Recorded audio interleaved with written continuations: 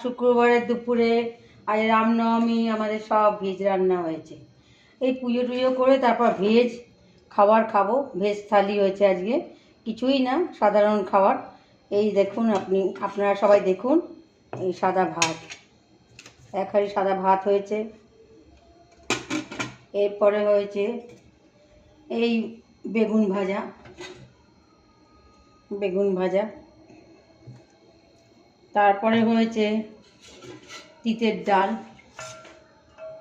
ডাল, করলা দিয়ে সর্ষে ফোড়ন দিয়ে অরহর ডাল, তিতের ডাল। এরপরে হয়েছে সজনে ডাঁটা দিয়ে পাঁচফোড়ন দিয়ে আলু দিয়ে পোস্ত দিয়ে সজনে ডাঁটা আলু পোস্ত। আপনারা আমাকে সাবস্ক্রাইব করুন, লাইক করুন, শেয়ার করুন।